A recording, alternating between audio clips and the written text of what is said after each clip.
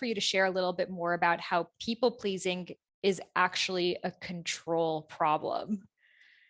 Oh, yes, this is a dicey one because this is part of the denial phase. We're like, no, it's not. I'm just really nice. So the way I see people pleasing and control overlapping is, as people pleasers, we mold and shape ourselves in order to elicit a desired reaction from someone else, which is not intentionally controlling or manipulative, but is. Right? If we knew that someone else was putting on a very specific mask when they interacted with us and then tossed that mask when they left the door, we'd be like, whoa, they weren't being honest with me. They weren't being authentic. And frankly, we're kind of engaging in the same performance when we engage with other people.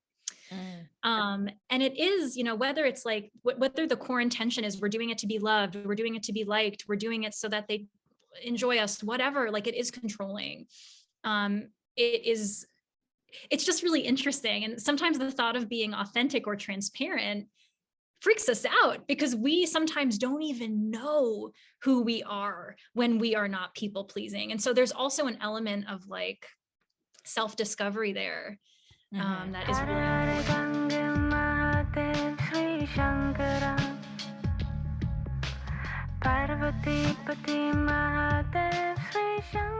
Welcome, Hailey, to the Highest Self podcast. It's so great to have you here. Hi, thanks for having me. I'm so excited to be here. The first question I would love to ask you is, what makes you your highest self? Oh, that's juicy. What makes me my highest self? I think I'm able to be my highest self when I'm coming from a place of just non-judgment and open acceptance of not only others, but myself too. Kind of trusting the process, the peaks and the valleys, and trusting that it's all just meant to be the way it is. That is something I struggle with, but I'm actively working on every day.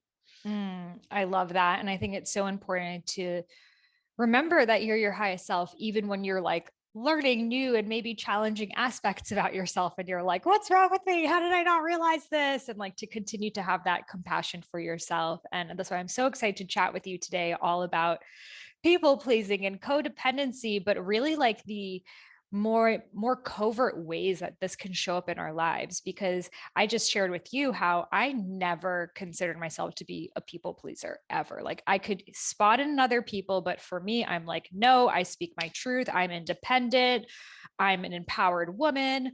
And then I came across your Instagram and I started to read all these different things. And I always knew I was hypersensitive, even an empath and intuitive. And a lot of listeners of the podcast, they feel the same way.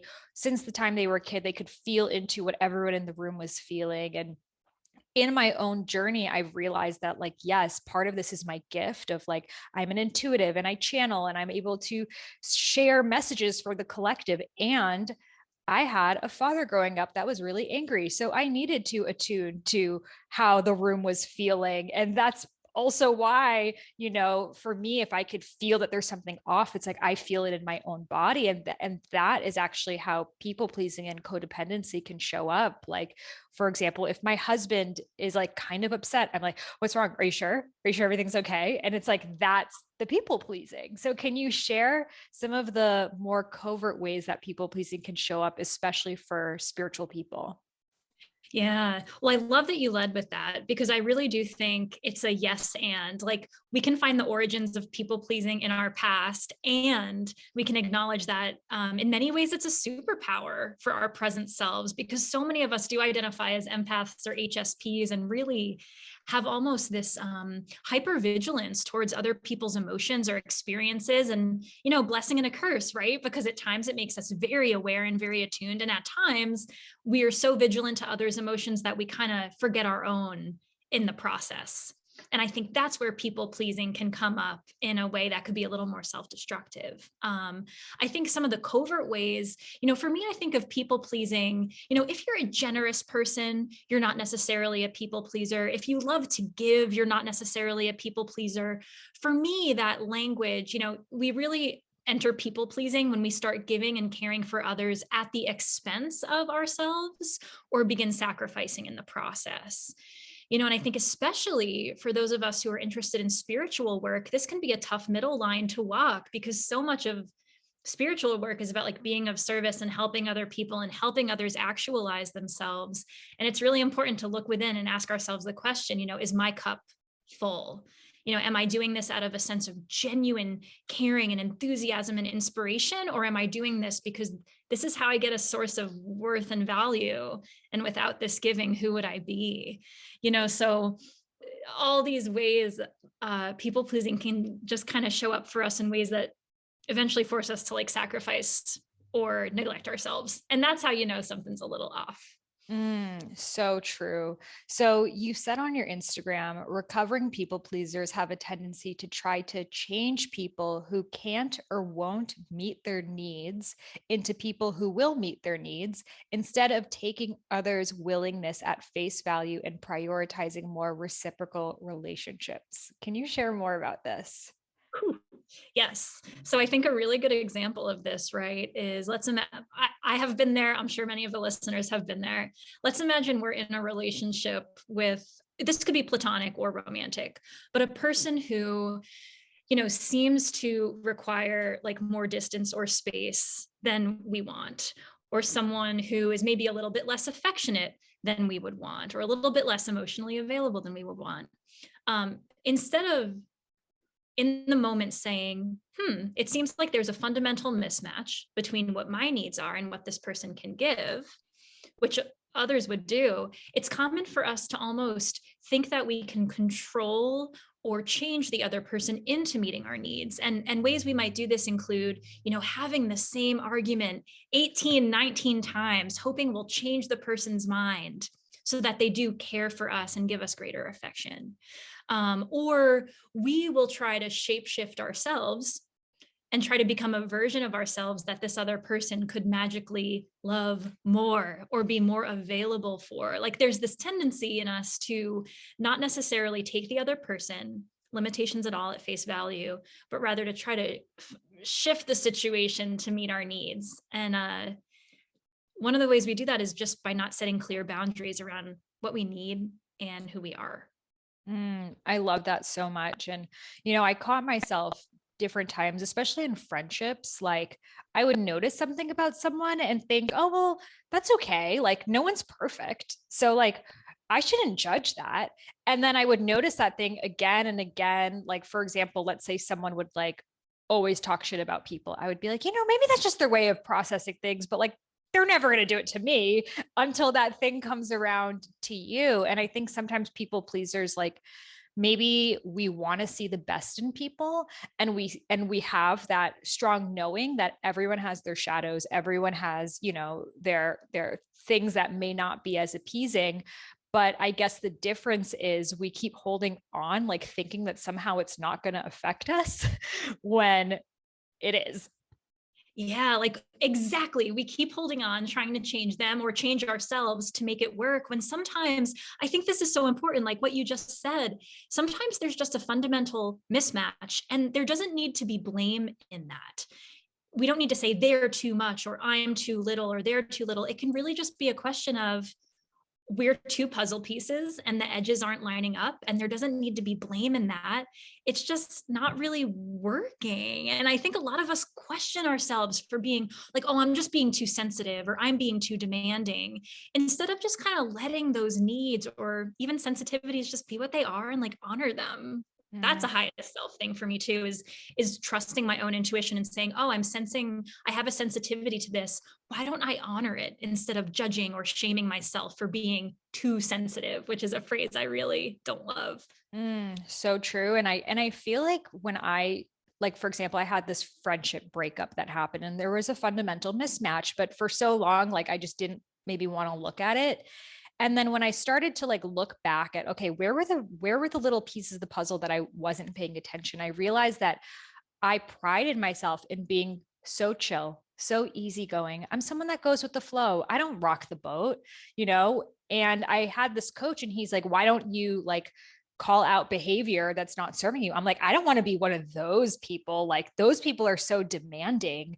And my desire to be chill is what allowed me to be in a friendship for so long that was not actually seeing me and honoring who I was. Oh my God, yes. And so many of us have had that exact experience. I know I have, Yeah. and something else that's common. I don't know if this resonates with you, but a lot of folks who are people pleasers have a tendency to cut people out, because we may have, like, over time, we may have neglected those little voices saying, I don't love that. And I don't love that. And so instead of having a vulnerable and slightly awkward conversation about our needs or our limits, it feels easier to just be like, oh, I'm done with this friendship and disappear. And I've so a done lot of us have this, that. yeah, me too. It's like, oh man. So it's kind of interesting how, like, you reframe it. It's like, oh, by having this tough conversation about my boundaries or whatever, I'm actually potentially allowing this connection to be sustainable instead of just waiting until it's intolerable and leaving it behind. Mm-hmm. Why is it that for some people who have people pleasing tendencies, it's so hard to have those uncomfortable conversations? It's almost like we we want the person to change, but we want them to realize it on their own. Like, how does this come to be? Isn't that wild? It's the Yeah. classic thing of like, I shouldn't have to tell them, they should just know. Yeah. There's this major expectation of mind reading. And I think there's a couple things, like, so many of us are highly attuned and hyper vigilant to others' moods and needs.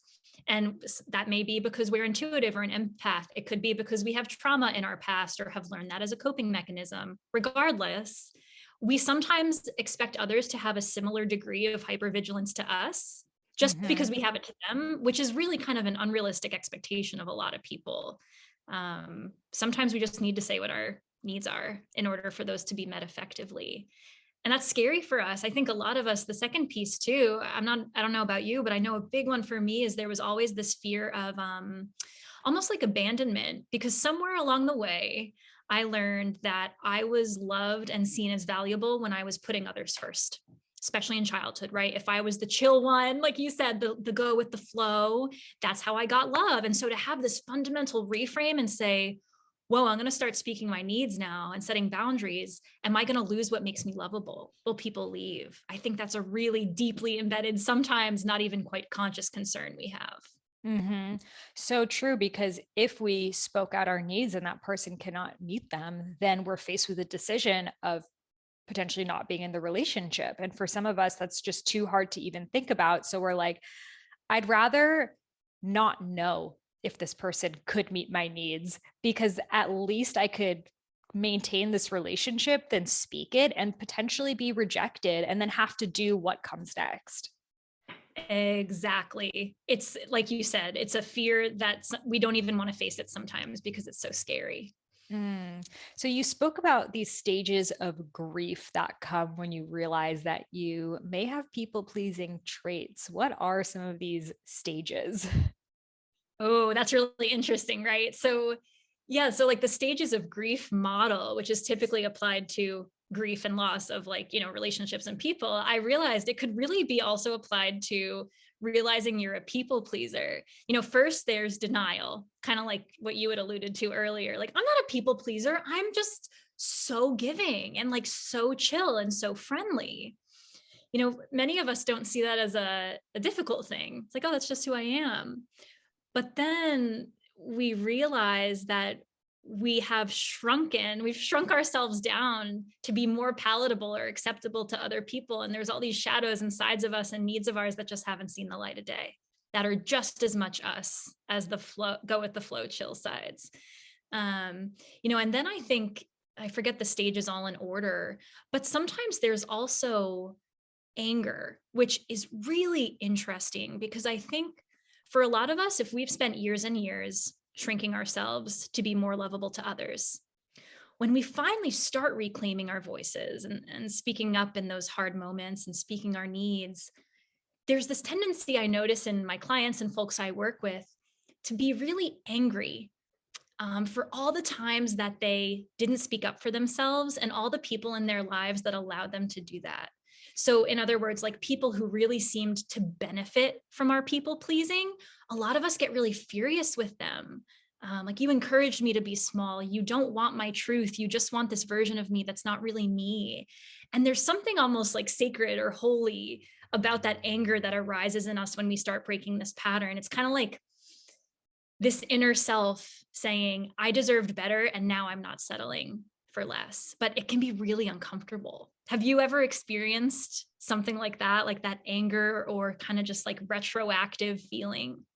Totally. After I had this friendship breakup, it was like, yeah, definitely a lot of anger that showed up, of anger at them, of like, why don't they care what I think? Why don't they listen? Why weren't they able to hold space? But also anger with myself of like, yeah, why did I allow myself to be in this friendship where I knew I couldn't speak my full truth for so many years, but for some reason, like, turned a blind spot. And then that made me look at my relationship with my parents as a child. And, you know, oftentimes, especially if you have a narcissistic parent as well, I think you tend to go into that more codependent, people pleasing space because you're so, again, hyper vigilant to what they're feeling. So it was beautiful because we were able to navigate it and have like a conscious uncoupling, like as friends, which was very healing to have. And now I'm just in total clarity of like, I'm so glad that that situation happened. Otherwise,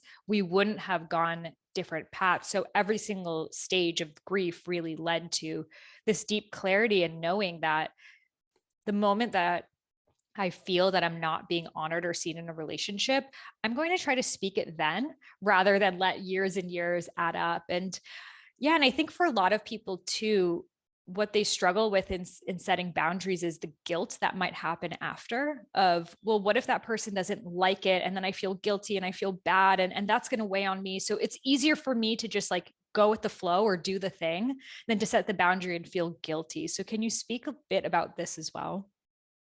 Yeah, guilt. We fear guilt. I feel like, and this is something I talk about a lot because I think, you can read all the books and all the Instagram posts about the process of boundary setting, but an often overlooked factor is exactly what you're talking about, like how to get through the guilt that follows. And something the way I look at this is like, if we've been people pleasers for a long time and we're working on breaking these patterns, guilt is inevitable. I like to reframe the guilt. Instead of seeing it as a sign that you've done something wrong, which is typically how we think of guilt. In our case, it's almost like that guilt is a growing pain. It's a sign that we're doing something new and unfamiliar and speaking up for that inner self who has gone neglected for so long. And like, I think if our intention is to never feel guilt again, I really think we're setting ourselves up for failure. I think a better way of looking at it is, how can I become resilient towards guilt so that I can feel it, move through it, and soothe through it, and then come out the other side feeling okay. Because I mean, let's face it, right? If we've spent decades defining ourselves by what we give to others, feeling guilt when we stop doing that is somewhat inevitable, but we don't have to let it control our choices and actions. And there are a lot of ways we can kind of build up that resiliency so that guilt doesn't feel like such a formidable opponent. Mm, totally. And I think for me, what helped was sometimes flipping it, of like, let's say someone's like, hey, can you, mow my lawn tomorrow? I don't know, some random request. And let's say I'm starting to feel guilty of like, oh, well, this person really needs me. They're not going to be there. Their grass might get really long tomorrow. Then I flip it of like, would they come over tomorrow to mow my lawn? Like, probably not. And I started to realize how many things I would do for other people, completely knowing that that person wouldn't do it for me. And I also help my friends as well, because I think a lot of us are hypersensitive, which can go into people pleasing. But oftentimes I like remind my friends as well, when they're faced with an obligation or request, to be like, do you think that that person would do it for you? And most of the time the answer is no. Yeah, what a wild way to kind of get a really clear look at the disparity in giving, you Mm-hmm. know? And another flip flop that I really like too, in addition to the one you just shared, is especially when we're like setting boundaries with people really close to us. So, like family, partners, friends, it can be helpful if we're like hedging on having that hard conversation because we're afraid of the guilt that will follow. It's really helpful to think like, if a friend was bothered with me, would I rather they didn't tell me and just like vented about it to our mutual friends? Or like with a partner, like if a partner was feeling dissatisfied, would I want them to just suck it up and stay with me because they were too afraid of breaking my heart? Like typically the answer is no. Like we want that type of honesty and transparency from those we love, even though we know it would be hard. We want it. Like we want that. We want them to honor us in those ways. And I think that's a really cool way of looking at boundaries is like, yeah, it's hard, but like at least we're honoring another person's autonomy and the truth of what's there by setting them. Mm-hmm. Totally. And the beauty of that is it's like different people have different friendship styles. So if you see your friendship style does not match someone else's, what beautiful clarity to get right then and on. Some people, they require more processing. Some people, it's more independent, different, and different friendships have different dynamics. So a question that I have for you is, let's say you make a friend and maybe there is something about them that's like annoying to you. Let's say they just talk a lot for a really, really long time. Every time you see them, they're just talking and talking and talking, and you kind of leave feeling exhausted. Do you think it's worth mentioning it to this friend if you're not very good friends, but it's almost like making you not want to see them? It's not that you dislike them, but you do feel drained, which is a common theme among the people pleasers. Yeah, I'm hearing you talk and I'm like, have you been spying on my friendships? Because like how many of us, I feel like this is like the thing, right? We always end up, we're great listeners. And so all of a sudden we befriend all these folks who are lovely humans, but just take up all the airtime. This is very relevant for me this year too. And I think before we determine like, should I bring this up? My question is like, I'm a coach. So I'm like, what's the ideal future you want? What's your ideal scenario? Like, is the ideal that you eventually develop like a sustainable connection with this person over time? Like, is it worth it to you? Because if so, then absolutely. Even if they're not a best friend, let's say they're the type of friend you grab coffee with every month or two, even still, I do think that conversation is valuable. Just for yourself, like learning how to exercise that muscle of being honest. Practice is wonderful. But then also, it doesn't need to be like a big, scary, like you messed up conversation. One of my favorite ways, I've actually had this conversation with friends in my life. And the way I've brought it up to the table has been like, hey, something I'm working on is taking up more space in conversations. Because I tend to slip into that natural listening role. And so I was wondering if you would help me by maybe asking me more questions about myself or getting more curious about me when we talk. A framing like that allows it to be kind of like teamwork-esque instead of just pointing the finger, being like, you talk too much. And that can really help. My people pleaser is afraid to even make that request. I'm like, I know. How can you say that? I think we're so afraid of it seeming like it's all about us, that how would you, like, for someone who is wanting to have a more dynamic conversation with friends, but they're afraid of saying, I want you to ask me more questions, and they just would never want to come off as a narcissist. I think that's like a people pleaser's greatest fear. So how can we work through that? That's really interesting. Because, right, I think that's something when we speak up for our needs, we do worry about sounding too needy or too demanding. So, and that's tough, right? Because again, like flip the script, like we would really want others to want to be heard. Like, I think that's the tricky thing is like, even if we don't say, hey, can you ask me more questions? A really helpful tool here can be like framing your boundary or request as not just a good thing for you, but a good thing for the relationship as a whole. So you kind of get the other person's buy-in. So like, even if we were to say something like in this case, like, hey, I really want our friendship to be a space where we can share equally and bounce off each other and exchange ideas. And, would you be open to kind of exploring that dynamic with me a little bit more? That's a little vague. I'm just kind of riffing on the spot.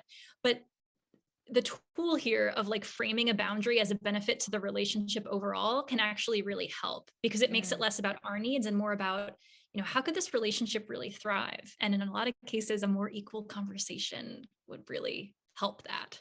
Mm-hmm. Totally. So do you think that trying to do it in like subtle ways is helpful, or it's just not being clear? I think that subtle ways at first are good. Like, so for example, I literally had a therapy session about this year. This is how hitting home this is. So even working on, we have some responsibility here too, right? Because if we're never interjecting, or we're never speaking up, or we're never adding our voice to the conversation, we're not taking our 50% of the responsibility to share the conversation. So my first recommendation, if we struggle with this dynamic, is, I know it's hard. I want to name that right off the bat. I know it's hard, but work on interjecting. Work on saying, hey, let me cut you off for a sec. What you were just saying reminds me of something that happened last week, and dovetail into your story. Or if they interrupt you, say, hey, just real quick, I just want to finish this thought. Then say the thought. These are little tiny, I just think of the muscle, like the muscle metaphor, like we have to strengthen that muscle of speaking up. And so we can start there. And if we notice that over and over, they're not receptive to those little attempts and interjections, then maybe we have a more substantive conversation about what we need. So at what point do you think it's worth just maybe giving up on the friendship if it continues to be that way, or trying to set up maybe like you do an activity together so it's not just in conversation? Or, I think for some friendships, it's more like you might have some friends that you more easily go back and forth in a conversation with. Other friends, it is more of that draining. So yeah, really my question is, at what point should we just drop a friendship? Yeah. I know, right? Because like it's more complex than like a pros and cons list. I had a client once who gave me this awesome little saying. Like when she was trying to decide whether to make difficult conversation, she would often just say, like, is it heavy or is it light? And it sounds simple, but like if this friendship is repeatedly bringing you heaviness, if you're always leaving feeling drained and that resentment is just building up and you're just really feeling like there's that mismatch, I think it's totally healthy for both parties if you leave it behind. I also think it can be helpful, like in this case with the friend who talks too much type of thing, it's worth assessing the friendship and looking at all, if any, like the other qualities in that person that you really value. In other words, if this one pattern were to shift, would the friendship suddenly feel light again? Because if so, it's really worth talking about it and just seeing. But I do think it's important to give ourselves permission to have these deal breakers. And if for you, like listening, if this dynamic is not working for you and it's not great for your mental health, like it's not working, and that's okay. I love that so much. And another question that I have is, a lot of us, we are high vibrational people. We want to be around other high vibrational people, but sometimes, people go through things in life. Maybe they're going through a job loss or health challenge or even a death in the family, or maybe they're just going through a funk. And my question for you is, how can we support people without taking on that heaviness and that emotion while really being there for them? And then also, where is the fine line of, let's say someone's like perpetually going through the same problem over and over and over again, to maybe step away? It's, I can't believe these questions are just so good. They're really making me think. And again, they're really speaking to my own experience this year. I think I'd like to speak to each separately. So like to start with the friend or person going through the same problem over and over and over, been there. And I think at a certain point, if we've done so much inner work and we're really working on breaking our old habits and speaking up and all this stuff, and we're interacting with a person who's really kind of stuck in the same cycle over and over, that can be really hard to maintain a connection, because you care about this person, but you're constantly seeing them in strife and pain. And I think perhaps the hardest part for us is we feel like they're not necessarily taking action to improve their situation. That's one of the hardest things. Just myself, I can only speak personally. Like this year, I found myself in a scenario exactly like that. And I ultimately did make the decision to lovingly depart, like you said, consciously uncouple from that friendship. And that is a really hard decision because for me, I wondered, am I just not being compassionate to this person's suffering? Am I being too demanding? And I think ultimately the place I had to come to, and perhaps you too in your own journey, has just been to say, regardless of whether it's quote, right or wrong or compassionate or not, I am feeling so much heaviness and weightedness around this connection that it is harming my mental health. And the next best thing, the most honest thing I could do here for either of us is to be honest and let that connection lovingly go. You know, it's almost, we feel like we have to spin these stories and really know, is it morally, objectively 100% the right thing to do? And sometimes our body is just telling us what we need. Have you ever had that feeling before? Yes. I mean, I think a lot of us people pleasers as kids, we were like the responsible ones. And we were also maybe the ones who could see the dynamics in a family. So, like, naturally, we would be able to be like, oh, there's like a narcissistic thing happening here, and there's some whatever happening here. So, we became our family's therapists, and then we became our friends' therapists. And then we started to get love from helping people. So I would find myself in a lot of friendships where I became their coach in a friendship. And the dynamic of the friendship, sure, we would have fun, but it was also like almost like I felt responsible for fixing their lives. And then, for example, I had one friend that her issue is really about like her own worthiness when it came to men, and she would just like constantly be in these patterns with men that she was like really dishonoring herself. And I would like give her these pep talks, and we would like talk about her childhood and like all of these things. And then she would do it again. And then she would do it again. And then she would do it again. That eventually I felt like my words were just like going in the air. And it's like one thing to help someone and you see that they're making a shift, and that feeling is so gratifying. But it's another thing to feel like your words are just being wasted away, to it's going in one ear and out another, that you're just like, I'm not going to give my energy to this thing anymore. And at that time, I was in my early 20s. I did not have the vocabulary to consciously depart. So I kind of just like stopped responding. And me stopping responding actually got her to write me a letter saying, I know the real reason why you stopped responding. It's because you could feel how jealous I was of your relationship, and like this whole thing sharing about that, which actually wasn't even the reason why, but it was like actually some of her jealousy about my relationship that was causing her to just like look for love in any way possible, which again just reaffirms that that friendship was not in alignment. Whoa, what a like, mind-blowing thing, right? And then all these layers come out. It's like, whoa, didn't see that coming. Yeah, exactly. And it's something I did want to name because it's really interesting you brought this up. Like, I've been there too, that exact phenomenon of like someone's in a toxic cycle with partners and they keep seemingly choosing this toxic cycle. And it's this fine line because they're, in my experience, my friends who have been there, it's not like they're asking for my help or coaching. I find myself, and this is where I need to set boundaries with myself, is not falling into that coaching role when it's not being requested of me, which is can be tough sometimes because I'm like, oh, I want to help. But then also like, even I think it's normal to feel sometimes that like, again, fundamental mismatch. Maybe we're at a point in our journey where I myself have been in enough toxic relationships to know that that's not an area I really want to enter consciously into anymore. And spending time with a person who was constantly in these toxic relationships felt, for me at that point in my journey, too triggering. It was too close to home and I needed some space. And like, I don't know, I've really worked on normalizing that and normalizing this idea of mismatch because nobody needs to be wrong. It's sometimes just not a good fit, and that's okay.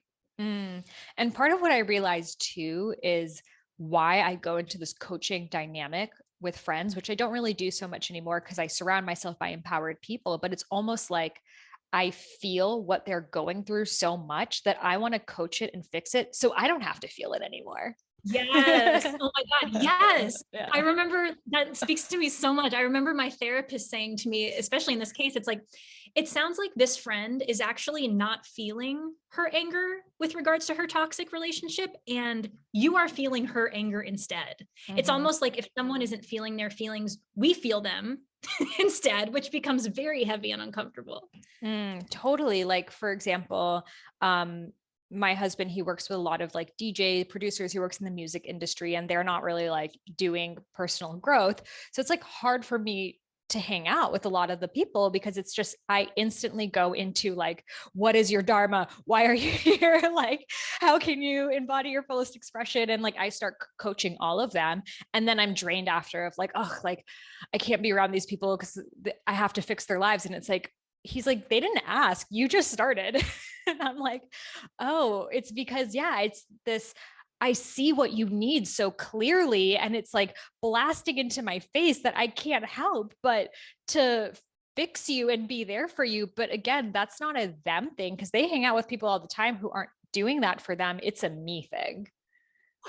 And what a, like, I mean, what a powerful reframe to look back and be like, oh yeah, that's kind of a me thing. And for me, it's kind of forced me to reconsider, like, what is my value beyond what I give and how I help, and like, what is my role as a friend? Because historically my role was always, well, I'll listen and I'll give advice and I'll always be available. And so if I want to break those patterns, it's kind of made me consider like a more full way I can show up to my friendships, whether it's like being kind of funny and sardonic, or sharing these cool philosophical ideas I came up with this week, or, whatever.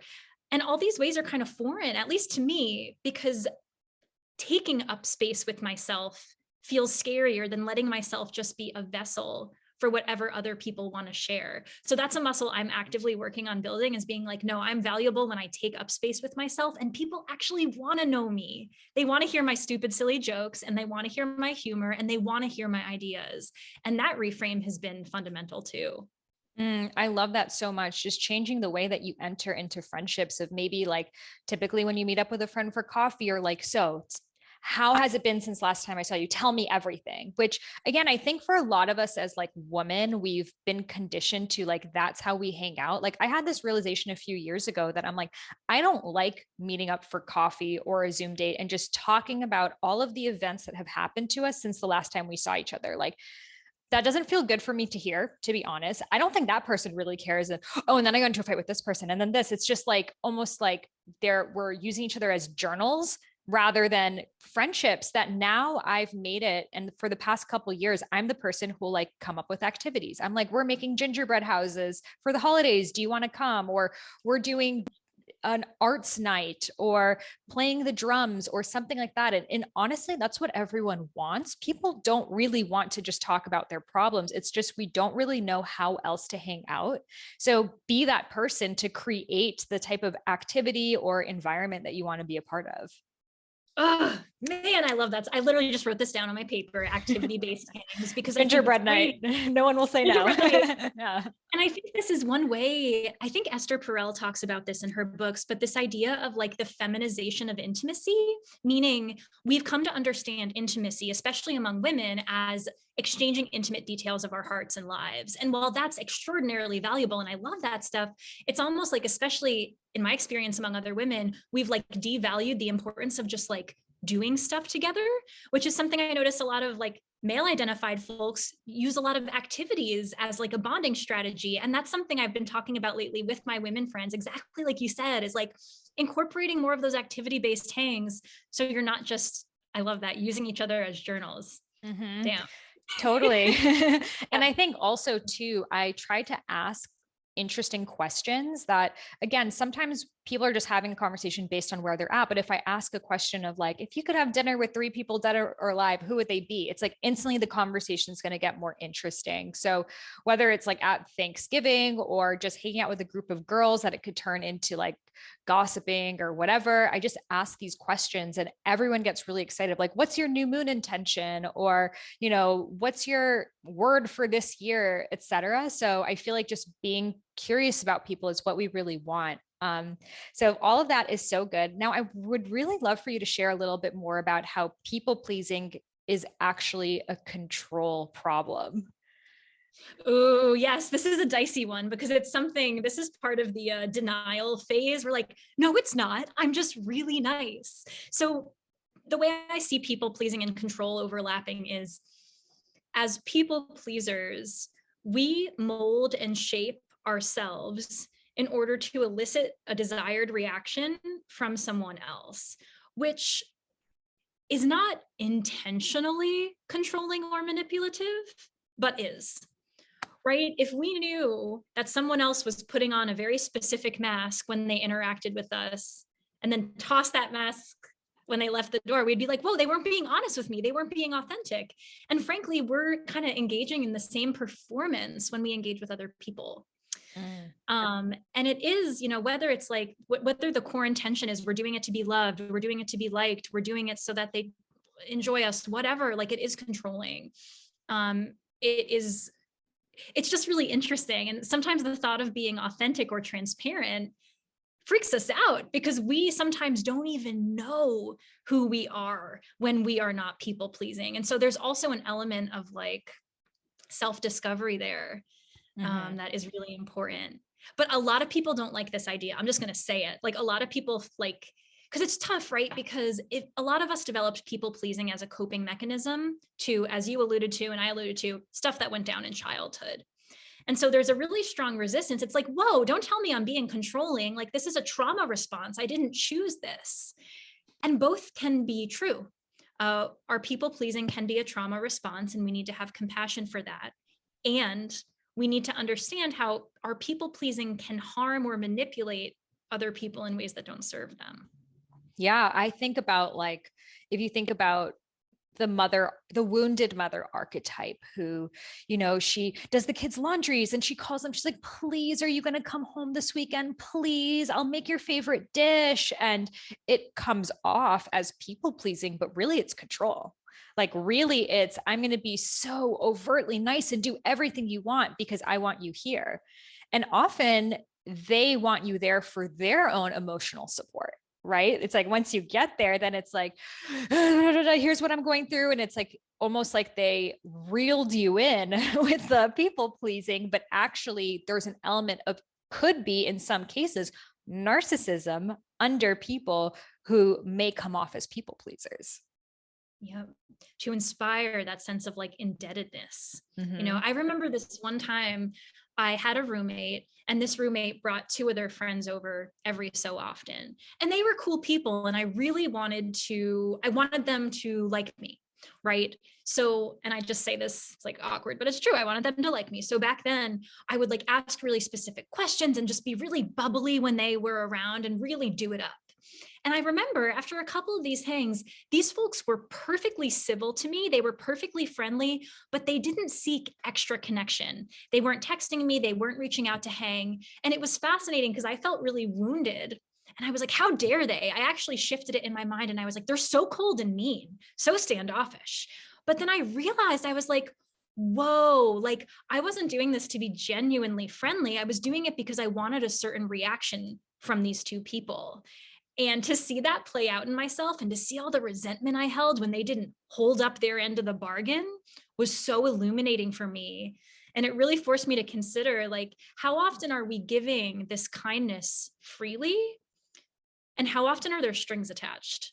And that's a really cool inquiry for us to carry into any of these situations where we feel like we're being very generous. So true. Yeah. It's almost like we feel like we're safer if people like us, but really it's the safety that we're seeking rather than the connection of, I want my roommates' friends to like me because then I'll feel safe when they're around. And then if they're not trying to go deeper with me in a friendship, that means they must know something that's wrong with me. Therefore, I don't feel safe around them anymore. So fuck them. I hate them. Something's wrong with, let me call out all the things that are wrong with them, And it's like, sometimes too, then I think we start to like, for example, let's say someone unfollows you on Instagram. You start to go in your head of like all of the reasons why they may have done it. And like, I probably pissed them off by posting this, or they probably didn't like this, or they probably think I'm too XYZ. And it's like, if it was really about connection, you would be like, oh, I miss that person. But if it becomes around what are all of the things they saw in me that made them not like me, then it's really about control.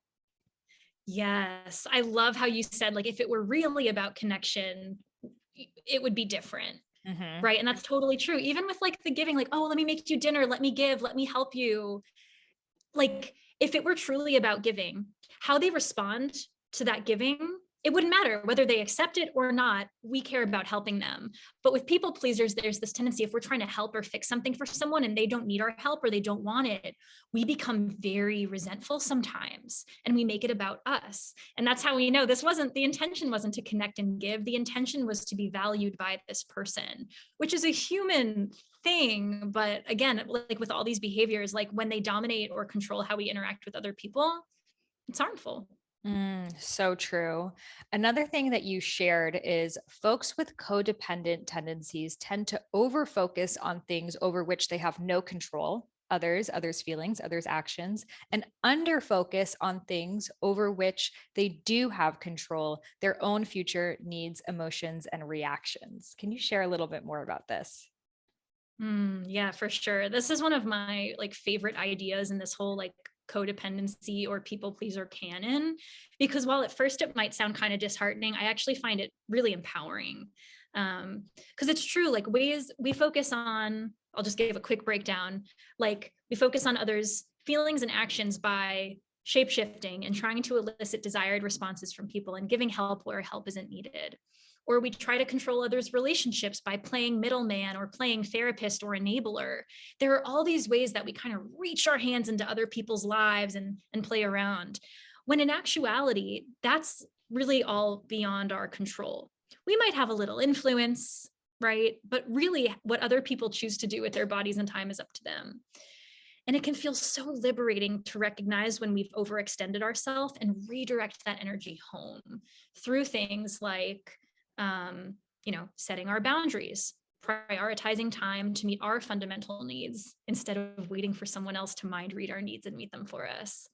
Or, again, knowing which relationships are worth participating in, charting a future for our dreams. Like these are really all things a lot of people pleasers tend to neglect or under focus on. And it can leave us feeling really hollow and empty because we feel like our lives are entirely based upon the people in them instead of us. So true. Our self-care practices, our boundaries with ourselves. I think so many of these issues, we think they're about boundaries with others, but they're really boundaries within ourselves. And Yes. having a stronger clarity of that. I mean, we are in control of so much more than we give ourselves credit for, but sometimes we get so fixated on the one thing that we don't have control of, like, why isn't this person taking care of their health? And like all we can think about is like, why aren't they taking care of their health? Because them not taking care of their health is going to maybe have an implication on me, but it's like, that's not in your control. That's their body and that's their choice. And how can you instead take more care of your own health? That's the kicker, right? Because ultimately it's like what you said earlier, like we want to change their relationship to their health because it makes us uncomfortable. We want something, we want them to be healthy. But if we acknowledge that's not in my control and then we redirect that back inwards, we suddenly have options and we can actually do something about it instead of just ruminating or worrying, you know. Yeah, like my dad, he drinks Coke, like 2 cans of Coke a day, eats so much junk food, doesn't care of his body. And for me, I was like a health coach, Ayurvedic practitioner, like I'm the total opposite end of the spectrum. So every single time I go, I'm like telling him like, you could drink water or sparkling water, like exercise, or like here's trainers and like all of these things. And he's not interested in it and he's not having it. And I would get so frustrated of like, why doesn't he care? Like he could die. Like, why does he not care about dying? And I had to realize like that's his choice. Like, who am I to tell him, oh, I want you to be healthy so you can live longer so I don't have to suffer from your death? But that's his choice. And even something like that, someone's choice to die is their own. And the more and more we try to control that, the more and more we think we're God. And we're not. Yeah. They have their own destiny. They have their own intuition. If we trust our own, then we also have to trust that they have their own as well. And I think it's like our control of like, well, I know what's best, or like, well, obviously being unhealthy is not the answer. But again, if you've offered the tools and they have said no, it's your own journey to learn how to love without having any conditions around it. Yeah, just like unconditionally and like learning, like you said, like learning how to honor their autonomy. And I really love how you reframe that. Like if we've tried to help and that help has either been rejected or not received, then our work shifts. Like you said, our work becomes learning how to either love them unconditionally or learning how to let go, which for many of us is learning. Like it takes practice. And something else you said that I really enjoyed was this idea of like boundaries with ourselves. I definitely believe that every time we set an external boundary, like a boundary with other people, we first have to have an internal boundary with ourselves. So like I need to honor my own boundary of I won't let myself be spoken to this way in order to set an external boundary of please don't speak to me that way. But it has to stem from a really core non-negotiable sense of what we deserve and will accept from other people. And I kind of wish that were talked about more, because it really like demands that firmness of what we deserve. Yeah, it's almost like, how would we even know what our boundaries are with other people if we haven't set them within ourselves at first? Because every single person, it's too late. Like once the situation has shown up and we're like, oh yeah, and I also have that boundary and that boundary, it's like, get clear from the get-go of like, what do I need in an interaction? Right. And then when you can see that things are off, then you know, okay, the reason why this feels off is, maybe someone has a really direct way of speaking and it's kind of like, ruffling your feathers a little bit. It's like, okay, maybe asking them, I get that you're a really direct communicator. Would you mind softening it up a little bit when you speak with me? And oftentimes that person's doesn't even know. Like we often just have no idea the way that we come off. So it's like giving a loving nudge is oftentimes very, very well received. And in fact, like that's why we hire coaches and therapists, because we all want feedback on ourselves too. But for some reason, we're afraid to be the ones to give it to somebody. Yeah, it's funny how much we fear that. And I like to remember, like, I made a post about this a while ago, but it's just this idea that every time we give like a little loving nudge or set a little boundary like that, we're essentially giving another person like a guidebook on how to best love us and care for us. And who wouldn't want that guidebook? I want that from my friends. Like, I want to know what they need and what makes them feel safe. And it's helpful to be able to offer that to somebody and to ourselves. Like, something I think is really important for us in our practice of developing this muscle of being able to set better boundaries is just knowing what our little signposts are that say, hey, you might need a boundary here. And for some of us, that's overwhelm. For some of us, it's resentment or burnout or a feeling of being drained or all of them. And if we develop that literacy and learn like, all right, when I feel this way, it's typically a sign I need a boundary. It can help like lubricate the process for us over time. So good. Well, thank you so much for all of the incredible wisdom you shared with us today. So helpful, so practical, like things that we could put into our lives right now to have better relationships and a better relationship with ourselves, most importantly, because really our relationship with others is a reflection of our relationship with ourselves. And the more and more that we improve on this, the more we can show up and really love and really express and really connect, which is the thing that we want. We're like, doing this weird dance of like, sure, I'll do this, I'll be that, I'll wear this mask because we want to connect, but actually being clear on who we are and overcoming any of these people pleasing tendencies will allow us to have true connections where we are seen and seeing that other person for who they are. So thank you so much for your work. Thank you so much for having me. This was a blast and it really made me think too. So Oh, thank you. great. And where can listeners connect with you further? Yeah, the best place is probably Instagram. So you can find me at Hailey Page Magee or my website, HaileyMagee.com. Amazing. Well, thank you so much for sharing with us again. Yeah, my pleasure.